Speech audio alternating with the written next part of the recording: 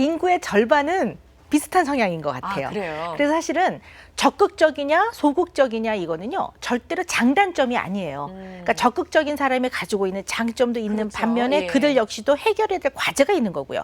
소극적인 사람도 마찬가지예요. 근데 문제는 조금 수줍음도 많고 내향적이고 소극적이고 이런 사람들은 시간이 좀 필요하거든요. 네. 그리고 편해지면 또 잘 까불고 잘 얘기를 해요. 근데 이 가까워질 때까지 시간이 많이 걸리는데 문제는 요즘의 학교의 환경은요 초기에 반이 싹 바뀌었을 때 빨리 집단 안으로 들어가 줘야 돼요. 그렇죠. 예. 그리고 몇몇 그룹이 있어요. 이 그룹 안에 들어가서 그룹의 일원이 되지 않으면 외톨이가 되어버리는 구조이기 네. 때문에 되게 이 그룹이 몇 주 안에 결정이 돼요. 2, 3주 안에. 그러다 보니까 이처럼 이제 시간이 많이 필요로 하는 아이는 네. 우물쭈물하다가 내지는 계속 이렇게 탐색하고 있다가 타이밍을 놓쳐버리는 경우들이 많죠. 그래서 이 아이들이 보면 굉장히 놀고 싶어요. 그래서 그렇죠. 보통 뭐라고 예. 얘기하냐면 선생님 저는 마음이 용암이 끓어요 막 이렇게 얘기해요. 가서 놀고 싶지만 말이 안 나오고 쭈삣쭈삣하고 그리고 늘 다가오길 기다리고 있는데 얘가 무슨 왕자냐고요. 그건 상대방 아니잖아요. 아이가 네. 먼저 다가오는 걸 기다리는 건 좀 어려울 수 있거든요. 그래서 사실은 이런 아이한테는 이 아이에 맞는 친구를 사귀는 방법을 가르쳐 줘야 돼요. 네. 그리고 아주 어렸을 때는 많이 도와주셔야 해요. 그러니까 징검다리 역할 제가 늘 해주라고 하는데요.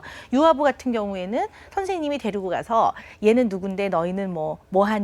얘도 이런 거 좋아하는데 그러면 이제 거기 꼭 적극적인 아이가 한둘 껴 있어요. 그러면 아, 너도 앉아 뭐 이렇게 해서 친하게 지낸다든가 아니면 이제 부모가 가서 이렇게 말해보라고 한다든가 네. 이런 걸 많이 가르치셔야 돼요. 그러니까 아주 어렸을 때부터의 준비가 좀 필요하다는 얘기죠.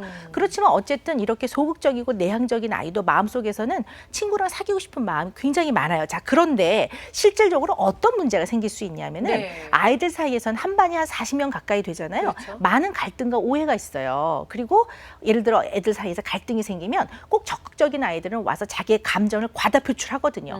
너 뭐 이렇게 이랬다며? 뭐 승현이 너 뭐 그랬다며? 이렇게 얘기한단 말이에요. 무서워. 네. 그러면 적당하게 딱 대응을 해줘야 돼요. 예를 들어서 누가? 뭐 이렇게 한다든가 언제 그랬어? 확인해봐. 그런 거 없는데? 근데 소극적인 아이들 이 말을 잘 못해요.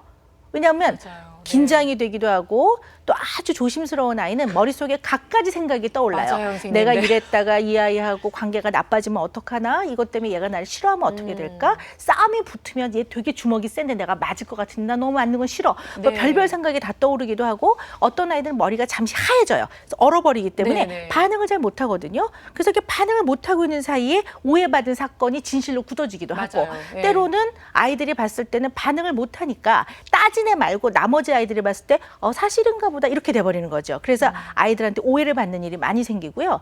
그래서 시간이 좀 지난 다음에 이제 아이가 머릿속에 생각을 해보죠. 아, 내가 아니라고 얘기하지. 그리고 얘기하려고 보면 걔들은 집에 다 갔거든요. 이미 벌써. 다, 예, 그럼요. 끝난 거죠, 타이밍 상황이. 다 지나간 거예요. 그래서 이제 스트레스를 받은 상태에서 집에 와서 이제 짜증을 낸다든가 아니면 이렇게 자기 표현을 잘 못하는 아이도 인간이다 보니까 네. 자기 감정을 담아내는 그릇이 있다고 치면 자꾸 쌓는 거죠. 그러다 어느 날 한 번에 100번 중에 99번 참다 한 번 폭발을 하는데 네. 이 폭발을 할 때 보면 그간 99번 쌓았던 것이 한꺼번에 폭발이 되거든요. 그러니까 이 폭발할 때 그 앞에 서 있던 아이 입장에서 보면 정말 어이가 없는 거죠. 얘가 나한테 왜 이렇게 화를 내나. 쟤 진짜 이상한 네. 애구나. 네. 그래서 아이들한테 어떤 경우는 공격적인 아이라고 오해받기도 하고 그렇지만 내면은 굉장히 수줍고 소심하고 자기 표현을 하는 게 어렵고 그런 문제가 있을 가능성이 있다는 네. 거죠.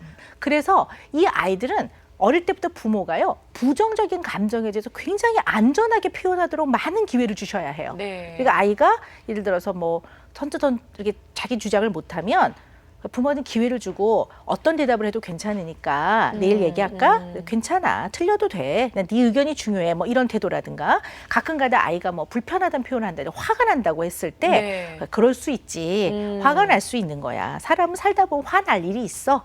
근데 너무 네가 지금 크게 표현한 건데 조금은 낮춰보자라든가 이렇게 부정적이고 불편한 표현에 대해서 아이가 표현을 해도 괜찮네. 안전하구나. 안전하네. 네. 이걸 많이 경험시키셔야 해요.